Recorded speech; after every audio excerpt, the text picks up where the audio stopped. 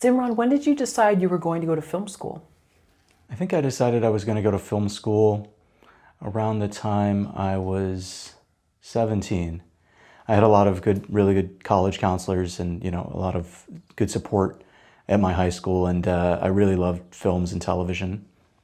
But it was mostly films back then. And yeah, I guess the first film school that I went to was USC, and I did the screenwriting summer seminars there. And it was really good. It made, kind of fed my passion. And one of my professors at USC wrote me a letter of recommendation, and I was able to transfer my credits to Chapman University in Orange County, which was an amazing film education as well. I did a semester at NYU during the summer in 2009, and then graduated from Chapman, and then did my postgrad at UCLA. And so your initial goal was to become a screenwriter? Yeah, the whole time I really wanted to be a writer, and I wanted to get the best education that I could. I'm Indian American, and I think there's a culture of believing in education. You had a teacher at NYU who kind of gave you a reality check. Can you share what happened? Yeah, when I was at NYU, I had this teacher that was so passionate and would go through every single line of my scripts and would, be really critical in a way that nobody had been before. And it really inspired me because I took that criticism as a challenge to make my script better. And I remember that summer I was really inspired, and I just went back home and I wrote my first feature. I wrote my first feature script after that class, and I really appreciated that class and that teacher. That's interesting. So instead of seeing it as a negative, you actually rose to the challenge, it sounds like. Yeah, I mean, it's going to be really difficult to get 100% agreement on whether or not a script is good, and that's at every stage of the script, even when it's a produced Academy Award-winning film. So I think if you're getting criticism, you can always take it. You shouldn't never take criticism personally. You should always try to take criticism and try to use it to better your script. And you felt that the teacher meant it in a good way. Maybe they saw in you a huge potential and they wanted to make you better. Absolutely. I think that the teachers that I've had have definitely had great intentions. And also, you don't have to take every note. If you're not passionate about something, you don't necessarily have to take it. But usually there's a note behind the note that you can kind of address and maybe make your script better. If a lot of people are saying the same thing about your script, then that means it's bumping a lot of people. And so you can maybe address that. I've definitely been in circumstances where I don't feel like the person giving me the notes has my best interest at heart. But maybe they still feel like they do. So there's going to be some subjectivity around that. Right. Well, we can learn a lot from detractors about ourselves that, sometimes people that care for us don't want to tell us the truth. So sometimes those people actually are helpful even when it stings. But it's hard to be honest with people about their scripts. And it's hard to kind of say to somebody, hey, like, this is your dream and this is your, your dream project, and I can't really do any business with it. So if somebody tells me that, then I take it very seriously, and I want to know, okay, are there ways to kind of address that? And there's also a lot of randomness. I remember I got very harsh criticism on a script from one of my friends who's a writer. And I was kind of devastated. I was really sad. And then a few weeks later, I got into a fellowship, and that was it was with the same script, completely unchanged, and I had submitted it about a month ago. So, and that was, got me into a writer's room as well. So you just never know who is going to read your script, who's going to like it, who's going to be kind of favorable to what you're trying to do. And you've gone to 4 film schools, is that correct? Yeah, tell us, why jump around? Curious. So I started off at USC, and it was a good place to start, but I wanted to kind of find like a permanent home for myself. And so Chapman was that. Chapman, it was different from high school. I finally felt like I fit in with my classmates. And, I was also on they call it the fitness dorm. So we were all staying like very healthy, very fit. A lot of my good friends at Chapman were actually not film students, but business students. And so I started to kind of see how they thought and see how it was different from the way that I thought. But we would all love to go watch movies together. Everybody had their films that they really liked. But it was really, a bond of just friendship and love and connection. And that was kind of where I felt more at home. But I wanted to make sure that I got a taste of every single brand of what they had told me were the best film schools. NYU was, again, a summer semester at NYU, and I was definitely impressed. UCLA was postgraduate, so I did the TFT program and I did the extension program. And also, I think just amazing, amazing courses. I think, as there's always room for improvement, there's always room to be educated more. And there's no harm in, saying that you need help. And there's no, I think I approach it with as little ego as possible. I think that's kind of the reason that I jumped around a lot. You've said previously that you value education, however, you don't necessarily think people need film school to become a screenwriter, filmmaker? I mean, it's kind of, there's a dichotomy. I think if you look at the major auteurs of our time, how many, I'd probably say something like 50-50, or you could get a sample of people that went to film school and people that didn't, people that gained so much from film school, like Martin Scorsese, who went to NYU, clearly, one of the best directors of our time. But also you might have somebody like Quentin Tarantino, who learned from just watching a lot of movies and starting to emulate a lot of those movies. What other lessons from attending 4 film schools can you pass on to others who are wavering in their decision as to whether or not to apply? I think it's a major time commitment and a major financial commitment to go to film school. So if you have the means to do it, then you should consider it, but also consider getting a job in the industry, getting paid for your work. Try to think about other ways you can use your time, other skills you can potentially learn, and other degrees you can get that would get you a steady job so you can do your steady job and also be a filmmaker on the side. Yeah, I think one thing though that from someone who did not go to traditional 4-year school is you form bonds with people that are lifelong sometimes, and that can be really lacking when you've gone to a community college or just an extension where great stuff that you're learning, but you never really form those friendships. Yeah, I think I gained lifelong friendships from Chapman, and I definitely ran into a lot of people from USC after the fact, and maybe some people from UCLA, but I think film school definitely gives you a community, and it gives you people that care about you, that will support you, and it's not commercial at that level. So everybody's doing it for the love of the art. And I think that's something that's special that bonds people, also the fact that everybody's living together in the same campus usually. And it is really hard to replicate that. So, financially, if you can go to community college for a couple of years and then go to film school for 2 years or something along those lines, that might be a way to split the difference and get both of the kind of experiences as well. But really, I think if somebody's considering film school, they should think about the major financial commitment that it may be to go to these really prestigious film schools. How did you get your first production assistant job? Yeah, it's kind of a funny story. I was at a sushi restaurant that I really loved, and it kind of appeared out of nowhere. I was friends with the security guard there, and he always told me that he knew this producer that was always looking for young writers. So I said, would you be able to connect us? And a couple days later, I was at the sushi restaurant, and this producer walks in, and the security guard introduced me to the producer.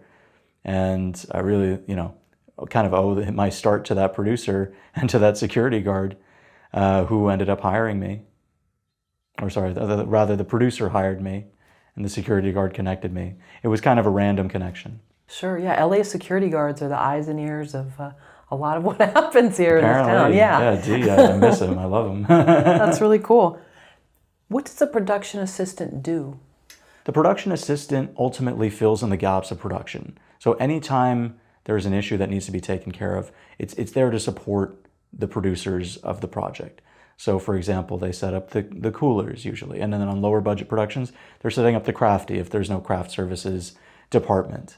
They're also making sure they're calling out the roles, making sure that people know when we're shooting, and making sure that nobody walks into the shot accidentally. There's a lot of other things. They're doing runs, they're doing, if they're helping other departments, especially on lower budget productions, you might have to help the grip and electric department. You may, at one point, like I did, have to do the sound. You can kind of do anything and everything, but the producer's job is to make sure you're always shooting, and so the production assistant is to kind of support the producer in that goal. So you're kind of learning from the ground up, but it sounds like you're really learning all the different moving parts.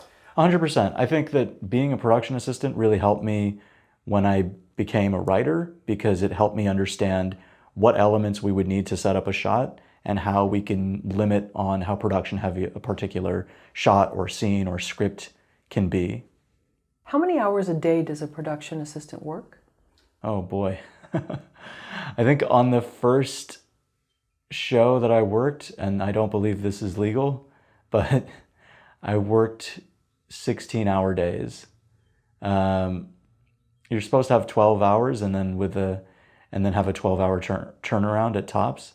But sometimes the producers get a little bit fancy with the accounting and call everybody at 6, but the production assistants have to show up an hour early and show up at 5, and then wrap around 6, and then everybody goes home around 7. So you're supposed to work 12 hours a day, and you might have to work a little bit more than that too. So if I understand you correctly, your goal has always been to be a writer, but you worked for 3 years as a production assistant. Yes, I worked 3 years as a production assistant and an assistant director as well, and those were the opportunities that I had that were right in front of me at the time that would, I was able to make some money off of them, and that was what was sold to me as, do you want to be a filmmaker? This is the route. I would say that it is beneficial to know production for writers, but it's not necessarily the fastest way to become a professional writer. Do you think you can get stuck there? You can definitely get stuck being a production assistant or an assistant director, because tends to be a lot of work. It's not the most consistent work, but really as a writer, what you want to do is create your connections within the writer's room, and also have great samples and have great scripts, and also have something that can be produced. So just as they say that people can be pigeonholed in roles or writing for certain programs, do you think below the line people can also get pigeonholed? Where you feel like there's not a lot of movement? It's hard to say. I mean, I don't necessarily believe in pigeonholed, because I think as a writer, everybody has started off doing something else, or most everybody. So for me, it was, I just wanted to get experience. I wanted to know what the process was. And maybe about 2 years in, I kind of realized it wasn't taking me any closer to being a writer. I got encouraged to do it from some of my college professors, but really it was, it all came down to me starting to tell people that I wanted to be a writer. That was kind of what changed my career trajectory. How proactive were you during those 3 years as a production assistant looking for other work? I was very proactive looking for other work. Being a production assistant is not the most steady job, and I had to do SEO writing, I did some journalism, I did some copywriting, and I wanted to find something steady. And that came when I worked at Gaumont, and it kind of came out of a chance encounter with the CFO of the company. And I told him I wanted to be a writer, and he said, I don't hire the writers, but I can get you in my department. So I was the finance admin at Gaumont Television.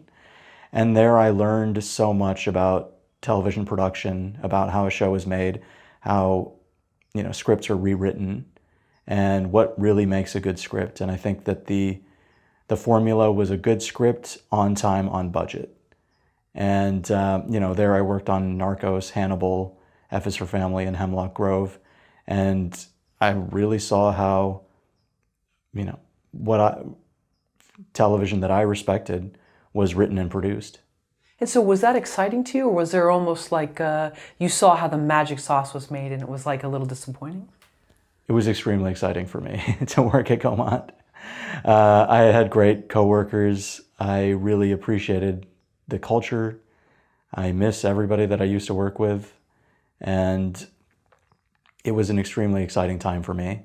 I landed at the company a little while before Narcos season 1 was released, and it became this whirlwind in our life. I remember when we got nominated for 2 Golden Globes, and everybody in the office was so excited. It was, it was one of the most exciting times of my life, I would say. And just having a community and having people that were supportive and were all kind of dedicated towards the same goal was extremely inspiring. And yeah, it was so exciting. I think, for anybody that wants to do it, there is a ton of excitement that comes out of being on that hit show, with your friends and with your coworkers that you really respect and admire. So here's someone who grew up in Silicon Valley, and instead of waiting for a company to go public and ringing the bell, at the NASDAQ or whatever, you got to sort of be part of this Hollywood, trajectory, this show that did so well. Yeah, absolutely. I mean, I think Hannibal I knew, and I wanted to work with Gaumont because of the success of Hannibal. And Narcos was something that I had found out we were going to do a little while after I had landed at the company. So it is novel. I think, Silicon Valley, I've definitely gone to high school with some extremely successful people. But yeah, I think that ultimately you can forge your own path and do whatever you want with your life.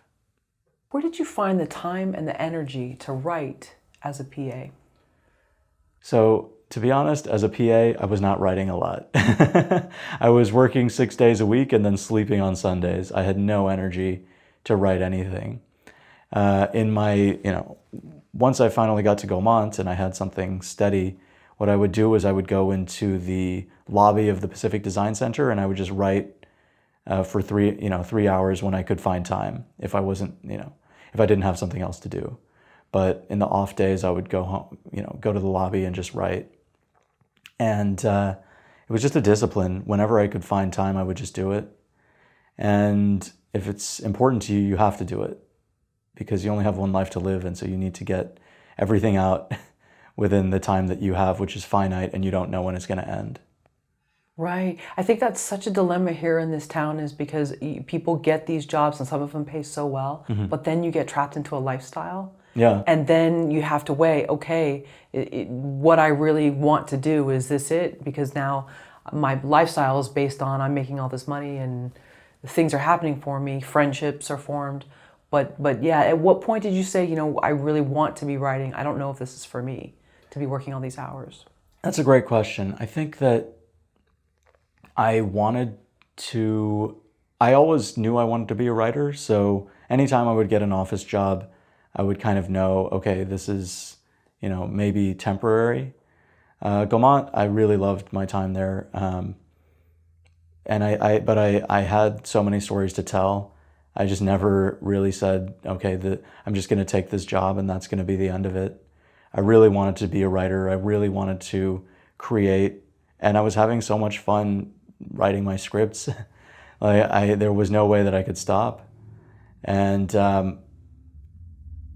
it never even occurred to me, maybe until many years later, that I should, just take a steady job. I always, in my mind, wanted to be a writer. And I think, if you can take the steady job and that's it for you, then that might be a good option. Because writing is difficult. It's not, there's so much uncertainty these days, even with, extremely seasoned writers and, veteran writers. There's so much uncertainty. So there's always an opportunity cost that you're incurring by becoming a writer. Yeah, I mean, I think there's fewer than 12,000 writers in the Guild, and there's 12,000 millionaires at Microsoft alone. So the market for writing is so much smaller than the market for software engineering or even working in tech at one particular company. So you are going to make some sort of financial compromise to be a filmmaker, to be a writer. And you pretty much have to be okay with that, or have to not even think about that. What do you say to anyone who says they are too tired to write after their day job? I really respect that, honestly. I think that day jobs are extremely taxing. It is difficult to write after a day job, and they're also very stressful. So I have 100% empathy for those people that can't write after their day job. That being said, if you want to be a writer, you still have to find the time. So if I were to talk to my, younger self and I was a PA, I would say, okay, you're going to work, Monday through Saturday, and then Sunday is going to be the time that you write.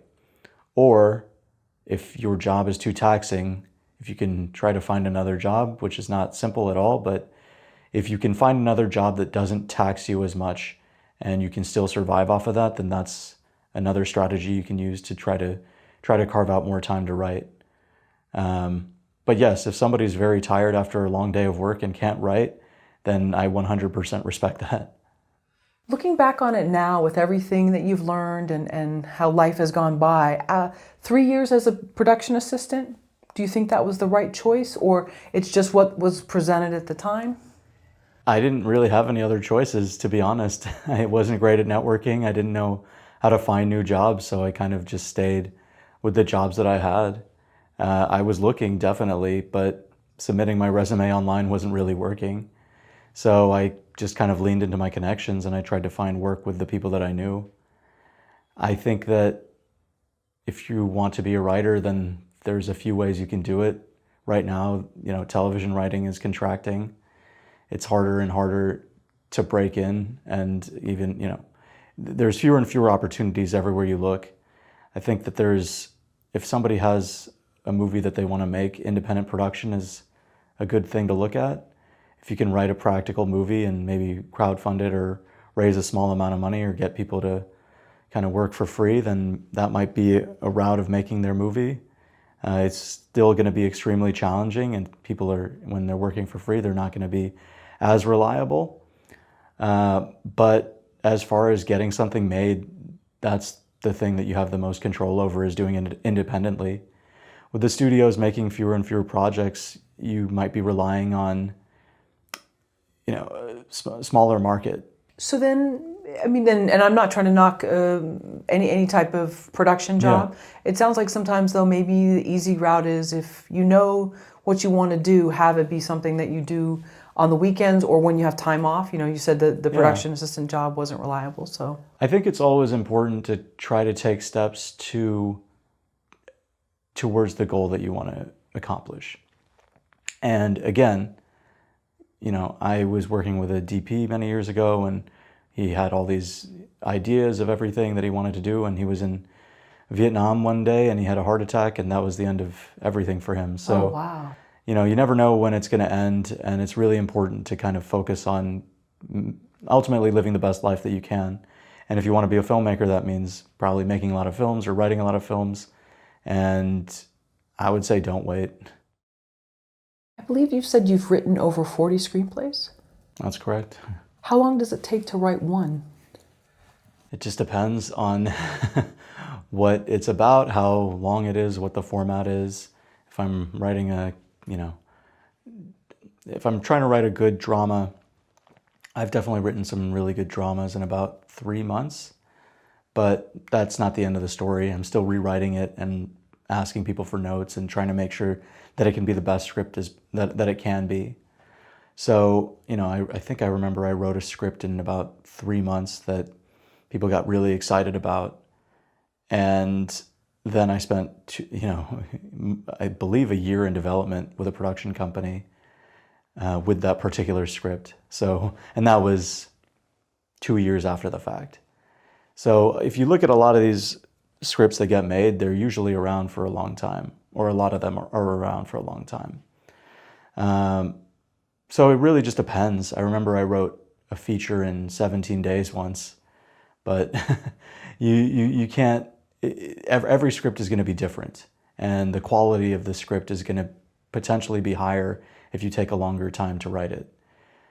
And as long as you know what the principles are and you're getting good feedback on it. I recently wrote a pilot script. I'd been developing a pilot script for about 1 year, and I think that's one of the pilots that I'm the most proud of. Yeah, so it really depends. It just kind of varies script to script.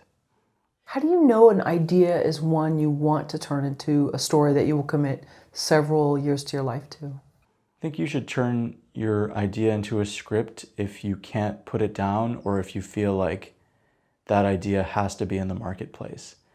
That it's so unique that you would have to do it and you have to share it with people.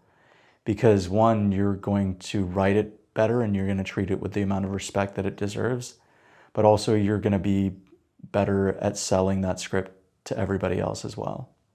After you have an idea, how do you start writing the screenplay? What's your beginning process like? It's definitely evolved over time. I think that I used to just jump right into it and start trying to write it, which is not the best way of doing it. I think that outlining it is the best way to do it, and making sure that nowadays what I do is I write everything on note cards, and then I start to place the note cards on my table and make sure that that is a good story.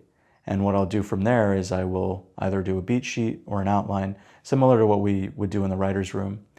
But I would create a beat sheet and then give it to my friends or give it to my readers and ask them what they think, get some feedback on that. And then also, and then if I can figure out things myself, then I'll add details to the beat sheet or add details to the cards as well. From there, I can kind of get into the details of an outline, which is a little bit more in depth. And then as long as everybody that I trust has signed off on the outline, then I finally write the script. How many note cards would you say, once you actually start writing the script, are there on your desk? That's a great question. I would say, as far as note cards, every note card is a scene. That's what I try to aim for, and as simple of a scene as possible. I would say maybe 30 note cards per pilot, and then if it's a feature film, maybe, that's a tough one. I would say about 50 note cards. And I just kind of keep looking at it and make sure that it's good and that it all makes sense. What do you think about the saying, never write your story unless you know your ending? Oh, that's a tough one too. That's a really good question. I think there's no hard and fast rules to writing. Anything that serves you and makes you more productive is probably the way to go. But famously, Francis Ford Coppola didn't know the ending of Apocalypse Now. And he wrote it, and I think it's one of the best endings of all time. I think he was maybe a little bit skeptical of that, but I think that you don't need to necessarily know the ending, but it definitely helps a lot to know the ending of your film. Would you say you're a planner in life by nature? Oh. Or more spontaneous? Let's see. I think in life, I like to try to plan things. And in writing, I definitely like to try to plan things. And I do think having a plan helps your writing. And when it comes down to people that do it professionally, they definitely focus on coming up with a plan and changing it if it needs to be changed. What's your process for creating characters? When I create characters, I usually try to think of something that hasn't been done before. I mean, there's plenty of characters in every script for the last 2 decades or decade and a half where a suburban person starts to lead a life of crime and, to emulate Breaking Bad ultimately. I try to think of something that's never been done before or a genre with a twist that has never been seen before. So when I come up with a character, I usually want them to represent an idea, and then they either change their idea over time or they assert that idea over the course of the script. But I do think stories are about change. So a character needs to have a desire, or should have a desire, should have a flaw, and should kind of have a flawed philosophy as well. They can also have a core wound, so something in their past that makes them act in this flawed way. but I try to focus on what do they want and how are they going to get it. You'd mentioned in a previous podcast that you love the film Ingrid Goes West. Oh my gosh, yes. Isn't that that's an amazing film? What kind of character arc do you see in the film? Ingrid Goes West it's been a while since I've seen it, but I remember she's this very sweet person who's just trying to fit in, and it's a satire about social media culture. But ultimately, Ingrid Goes West is a story about a woman who's trying to fit in, and she starts to kind of nestle her way into this life of this influencer in a very subtle way. And I just remember seeing a very relatable character that was drawn in by the hype of social media, and it really related to a lot of what I was experiencing and what I was seeing my generation kind of go through. And that's why, Ingrid Goes West does a lot of really amazing things really simply. But you also really, while she does some pretty crazy things and gets into some pretty crazy affairs, she's still this person who just wants to fit in at the end. Right, yeah. I don't want to spoil it for people that haven't seen it. It is a fantastic film. And there's a lot of sadness to it because she initially starts out because of a sad situation and she kind of globs onto this influencer that seems like she has the perfect life. Yeah. And treats that person almost like her higher power. And it's an amazing ride. Yeah, I highly recommend it. What's your ideal writing day?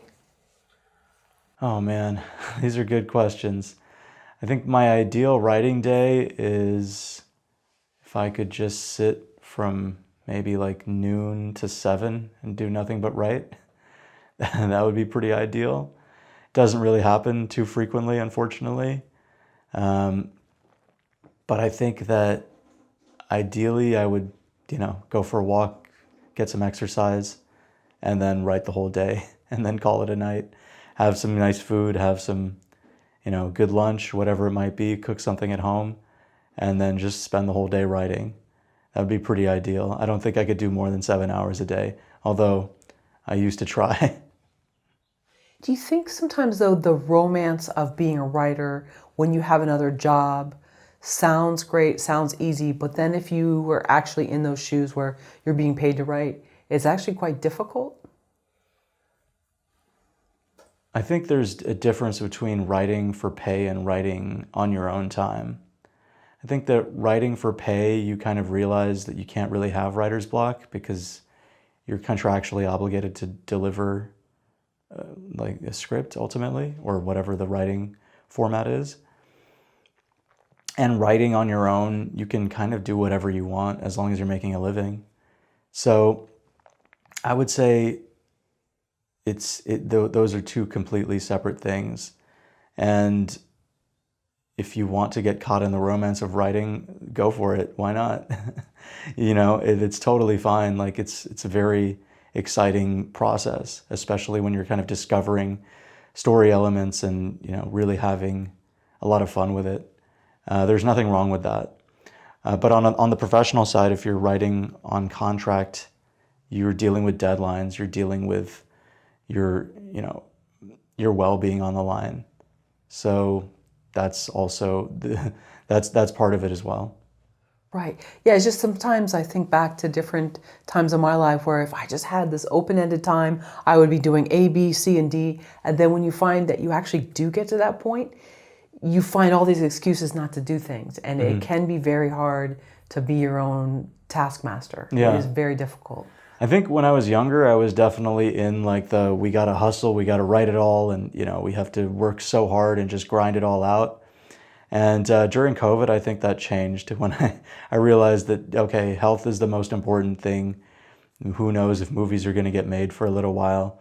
And I started to focus a little bit more on my well-being and my health than when I was younger, and it was just kind of go, go, go, get a bunch of stuff done, write as many pages as you can, like keep getting it out there.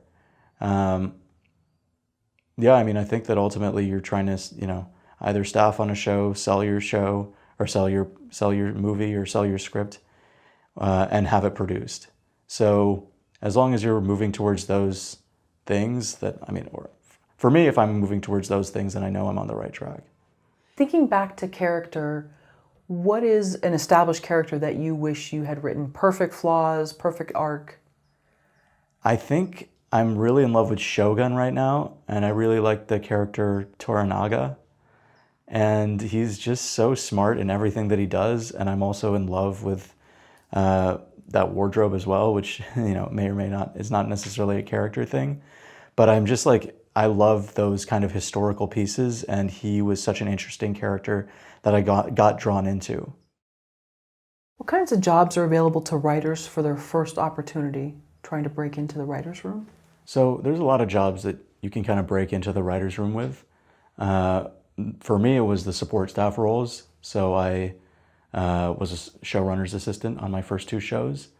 And there's also the writer's production assistant who goes and gets the lunches and does all the runs. And then, showrunner's assistant is kind of an executive assistant position that does a lot of the scheduling and ultimately is the conduit between the showrunner and the rest of the production. There's the script coordinator who does the legal clearances and does the distribution of scripts. And then the writer's assistant who takes notes in the room. Those are kind of not necessarily entry-level positions, but they can be entry-level if you're trying to get your first job in a writer's room. Another entry-level position is the staff writer. If you're getting hired for your script, then that is usually where you'll start off.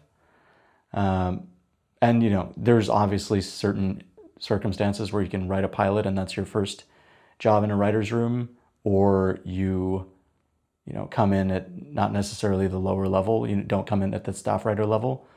Anything's possible, but I think that staff writer and the support staff are usually the most probable entry-level jobs in a writer's room. And when you said taking notes, are they using like a laptop to continuity of the story? Yeah, absolutely. They're just taking notes on what people are saying in the room and making sure that everything is accounted for, so that if there's an interesting conversation and somebody wants to know what was said, they can go back to the notes and say, oh, okay, we talked about this, and oh, maybe this is a good, interesting idea. And they can figure out what was discussed and what was kind of agreed upon. What are the hours usually for those jobs? Usually, I want to say like 10 to 6, around that. Not too long, but 10 to 6 I think is like a regular office day. How does networking factor into getting in the writer's room? I think networking is pretty key, but also there's a kind of an art to it. You don't necessarily go to a networking event and find a writer's room job. For me, it was always through somehow getting connected to the showrunners.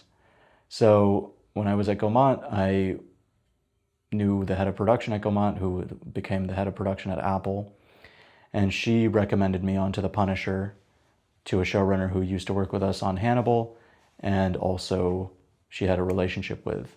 She gave me a really good recommendation, and that's how I got that job. My next writer's room job was through I had won a fellowship, and my boss was one of the mentors within that fellowship. And I submitted my resume to him, and he hired me a few weeks later.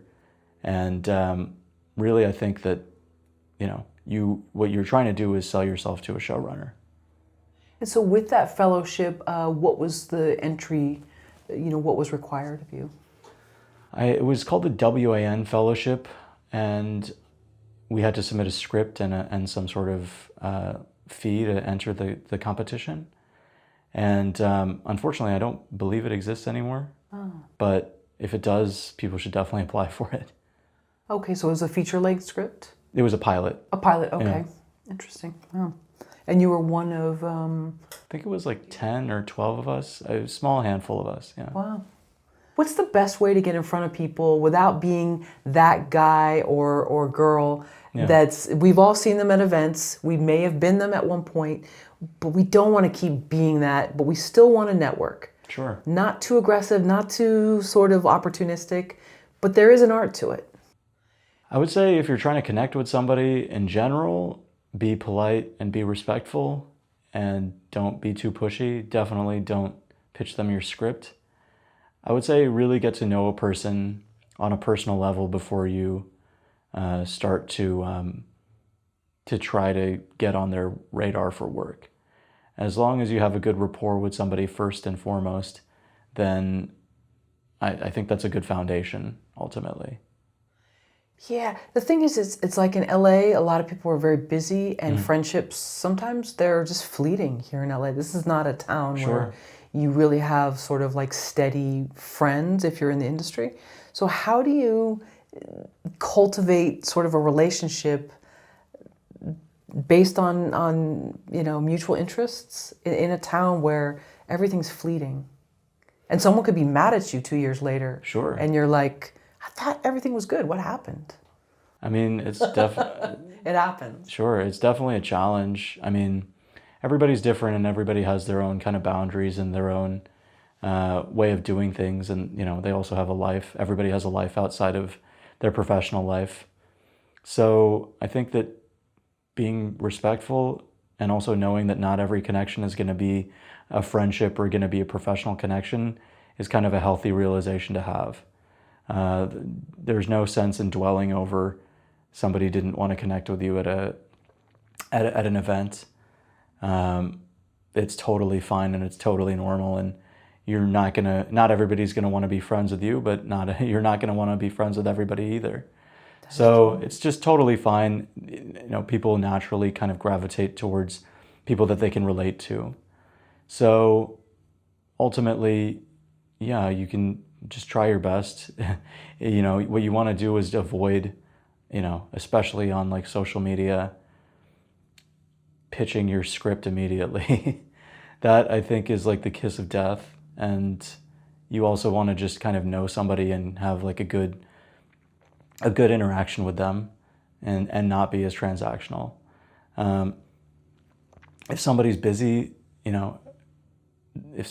and you're trying to become their friend or you're trying to get on their radar, then I would say maybe you can either try to be patiently persistent, but also cut your losses and move on if nothing comes out of it.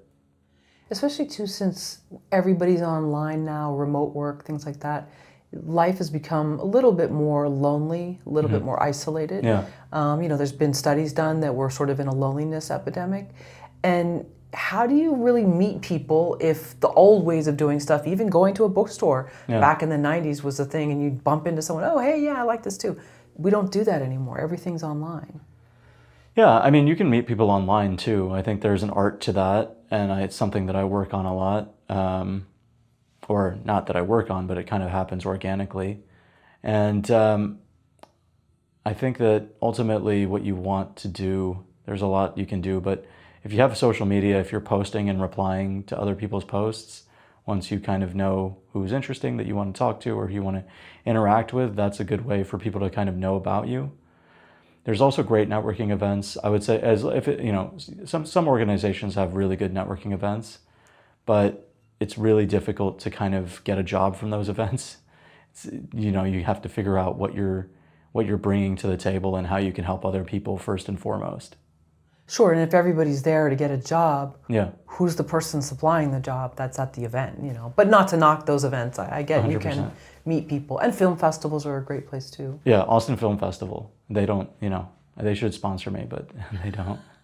Oh, is that where you just got back from? In No, March? I love Austin Film Festival. It's in, Austin, Texas every October, or right around Halloween, but I've met so many amazing people there. I think that's, There's plenty of stuff in LA, but Austin Film Festival is a great one in Austin, Texas, and a lot of screenwriters who are motivated will meet there and congregate there. I think that, if somebody's just trying to get connected, I think the Writers Guild Foundation used to have events where you can volunteer, and that's a great way to kind of meet other aspiring writers, people trying to break in and kind of build a community. I remember I made a lot of friends back there when I was volunteering. So, I would say JHRTS is another way to start to kind of start to build your network. The Awesome Assistants Facebook group, I think it used to be good. I hope it's still good. But yeah, there's a million ways to kind of get connected with people. What else do writers need to know about landing their first job in a TV writing room? It's really tough right now. I'll say that. I'll just say it's really tough for everybody. And, I've been excited to try to get back into a writer's room. Yeah, I would say it's just very difficult. So have a backup option, have something else you can do until that time. And yeah, I would just say that's really what people need to know. It's extremely difficult, even for the people that have been doing it for many years. So, have the patience with yourself and don't beat yourself up if it's not happening at your timeline. What would you tell young writers looking to brand themselves? Yeah, that's a great question. I mean, the wisdom used to be find a niche, find a genre, and I think this is what a lot of professional writers use as well. Find a genre that you know better than everybody else that has some sort of market. So one of my friends said, okay, I'm not going to know the superhero genre really well because there's all these superhero shows on Marvel and the CW. So she really dug into it, and then she got a superhero show. You could probably make, have some sort of angle as like a procedural writer. And if you have kind of a mastery of that genre, it might help you write something that stands out when people are reading scripts for those particular types of shows. Yeah, branding is really kind of about what do people think when they think about your name. How can you, if you think about M. Night Shyamalan or Martin Scorsese or Stanley Kubrick or whoever, Quentin Tarantino, when you hear their name, you know what movies they do. You know what types of movies they do. Alfred Hitchcock does suspense movies. M. Night Shyamalan does these kind of thrillers with a twist. And they have branded themselves really well so that when you see their name in the theater, you should know what they're going to try to do. And I think that's the way that we learned it when we were kind of breaking in. I don't know what it is now with people kind of switching genres, but I remember the Breaking Bad room wanted to do Better Call Saul as a comedy, but over time it kind of became another amazing drama. And I would say that it's good to kind of have a mastery of a particular genre, but it's not the worst thing to have other scripts outside of that mastery as well. And so does that mean devouring a show a day? What does that entail? It's different for everyone. I think ultimately, if you kind of have a conversational knowledge of a lot of different shows, then that's going to be helpful for you. And also knowing the reference shows if you're interviewing for a show is also important. But that's kind of maybe a little bit of a sidetrack. I think that genre mastery just means that you can kind of speak conversationally about a good handful of shows that are going to be of interest to the writer's room once you're in it. What is pitching? Pitching is ultimately just talking about your story and selling your story. And, you can either pitch to an executive or pitch to, a company, which is you're trying to sell your script to them. And if you're pitching in a room, you're trying to pitch your story ideas and make sure that your story ideas land. How do you know the ideas that you're pitching are any good? You don't know if the ideas you're pitching are good, I guess. I don't know. I mean, I think that, good is subjective. So it's really hard to know what's good and what's bad. And, you can believe in your tastes. Everybody wants to, feel like they have good tastes, but you kind of don't really know. You can get feedback from your friends and see if they end up liking your story, but I don't think there's anything such as a subjective good or subjective bad in this industry. I think it's all kind of marketability. If a project is marketable, then it'll make a lot of money and people will get excited. And even a marketable project can still fail. But I think people get most excited about marketability. Can you explain what is marketability and how do you know that it is marketable? Yeah, I mean, I think that's another kind of, you don't necessarily, you can guess what is marketable based off of what you've seen, but nobody really knows. I think that ultimately, you know, if you're trying to say a film is marketable, then you're saying similar films in the genre have succeeded. And if, you know, you can say, like, for example, like a procedural, if you're, you know, trying to sell a procedural, you can say there's this huge industry for procedurals. I think that, yeah, it's really, honestly, really difficult. And, you know, in hindsight, it's much easier to kind of quantify. Do you practice your pitches? Yeah, I think it's good to practice your pitches. You should kind of, you know, it should be relatively conversational, but you should try to figure out how you're going to sell somebody on your idea.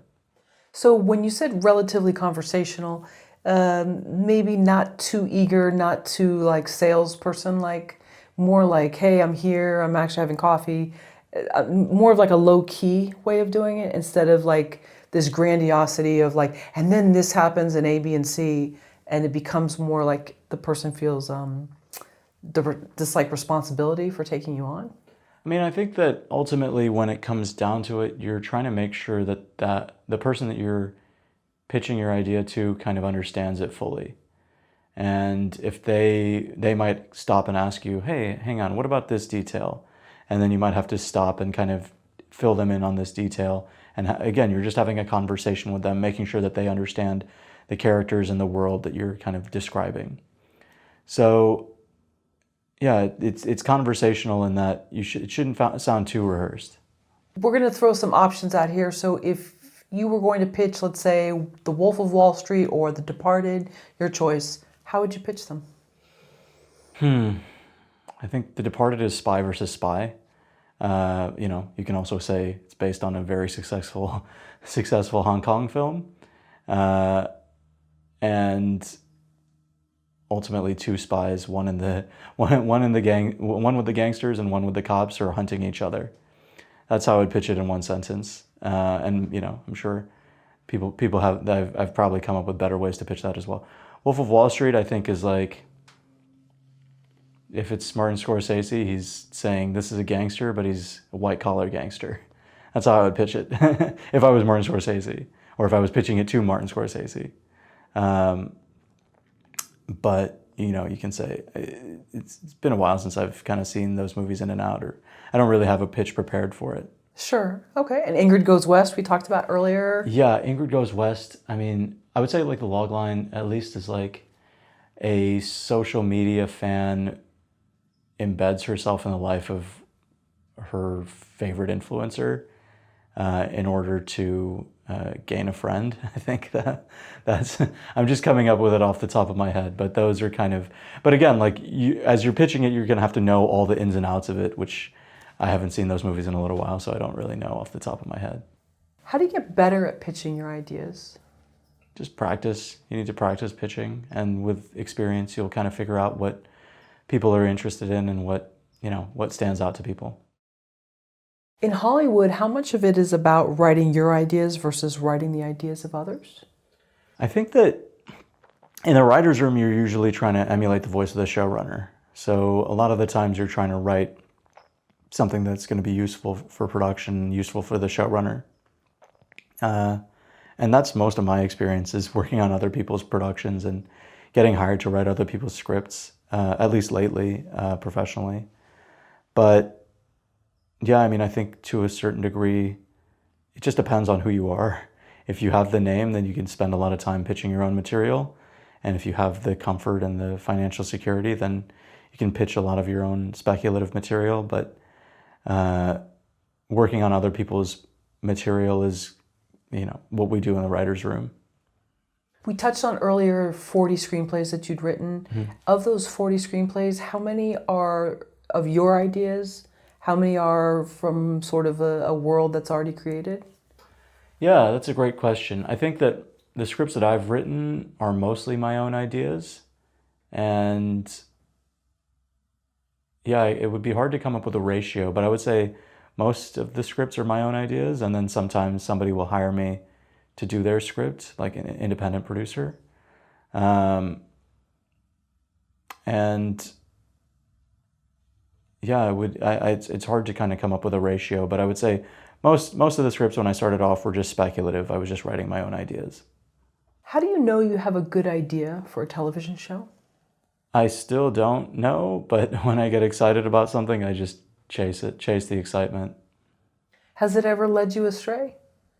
Have you wasted years of your life chasing something and then realized maybe that was too ambitious? I mean, I don't think anything that I did was a waste. I think it's all just experience that you're gaining. And every script is a data point, and then you kind of figure out, is this productive? And what are people saying? And how can I address the notes that are in all of my scripts up to this point? And I do think to a large degree, you want to have some sort of body of work that people can say, okay, I can trust this person. He's been, or she has been writing great scripts for however many years, or, I trust this person because they wrote an amazing script their first time, and now they're working on a television show. How does a writer break their own stories without the help of a writer's room? So when you're writing your own story, I touched on it, I come up with my cards, my note cards of what I want to happen in the story. And then I start to organize the note cards into something that looks coherent. I think, you always want to catch somebody's attention early on in the script. And I think, you might have to figure out a lot of it on your own, and then rely on your friends, rely on your network to see if they can give you good notes. And you're just kind of, every journey is different. Once you have the note card and the outline, how crucial is it for you to get feedback from a trusted source before you start to write pages? For me, it's very crucial. I think you want to get feedback early and often, because that's going to save you from rewriting the whole script later on down the road. How did you learn to write a pilot? I think when I was in college, I just sat, and my college roommate wanted to write with me, so we wrote a couple pilots together. And I just had these ideas that I wanted to get out, and I just kind of modeled the successful shows. That was how I wrote my first pilots. And it was just like pure excitement. And that was the process, really. How much of the world needs to be created first before you start writing the pilot?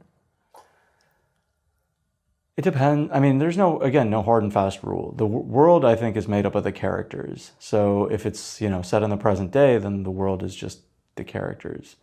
And also, you want to figure out what the rules of, Big Little Lies, right? The suburban Monterey life, what does that look like? The ultra wealthy, or if you're thinking about Breaking Bad, that's probably like a middle class American life. But really the world is that he's entering this world of drug dealers, and he's this kind of stiff high school teacher. So I think it just depends. That's another really hard question for me, because I think there's no hard and fast rules really, as far as every script is different. If somebody's writing a sci-fi heavy script, they should come up with one way that the world is different, and then lean into that and let that factor challenge the character throughout the whole script. That would be my advice. And again, it's not a hard and fast rule. How does the writer end the pilot? You always want somebody to want to know more about your story. So I would say don't make it too big of an ending to where you can't go anywhere from there. But also don't make it anticlimactic, or don't. You want to deliver and give somebody something to look forward to, or maybe even that they have to know what happens next. So that's how I would end a pilot. Sometimes with somebody dying, sometimes with a bridge being crossed, whatever it might be, so that we can kind of hopefully look to episode 2 for something exciting. You'd mentioned Breaking Bad, Big Little Lies. Can you give us any examples of a great ending to a pilot?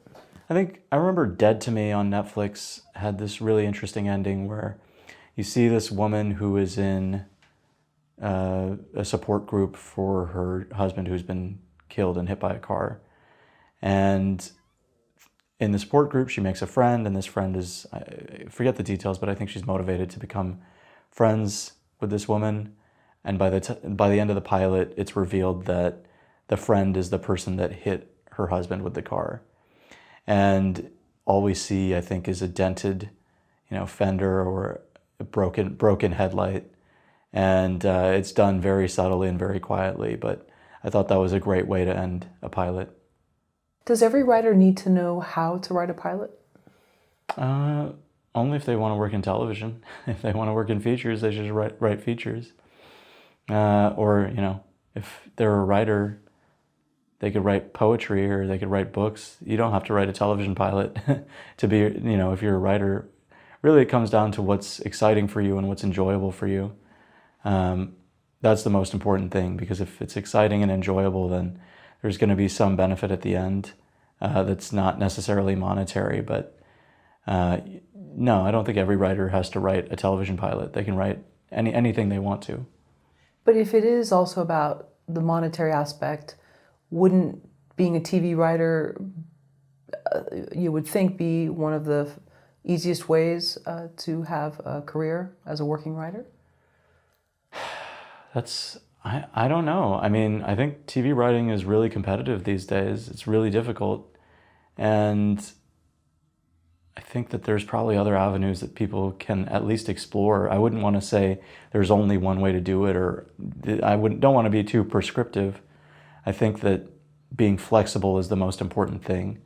As the world is changing and everything is going more towards social media and, a lot of eyeballs are going to these apps, there's probably some sort of avenue for people to write for those platforms, for TikTok or Instagram or YouTube, and be able to get their content out there. Are there any other tips you have for people wanting to write a pilot? I think that there's a lot that kind of goes into it. I think that study scripts that have already been produced. That is kind of a good idea. Study shows that have been produced so you can kind of understand how the pilot sets up the arcs. And maybe join a class or take some formal training, or have a group of writers that helps each other, and meet every Sunday and just kind of hone your work and see what happens. And you're part of a group like that? I used to have a lot of writers groups. Nowadays I kind of have my friends and I read their stuff and they read my stuff, but having a group is also a huge, pretty large time commitment. Yeah, I think it's good to start off with, but at some point it started to be, I was more efficient if I just had my readers and my friends that we rely on each other for notes, especially since, those are people that I trust and they trust me, so we can kind of get our drafts out quicker. Yeah, I think that's great though, especially if someone's coming to LA from another place, because it can be such a lonely town. If you don't have kids and you're not involved in extracurricular activities for the kids or whatever. Yeah. And it can be a very isolating, lonely town, and that can get you in a ways that not getting a job won't. So. Yeah, it can be lonely, and so writing is a lonely process, and if you can find a way to make it less lonely, then that's definitely going to help you, and it shouldn't just be all nose to the grindstone, and you should be able to kind of have fun with the process.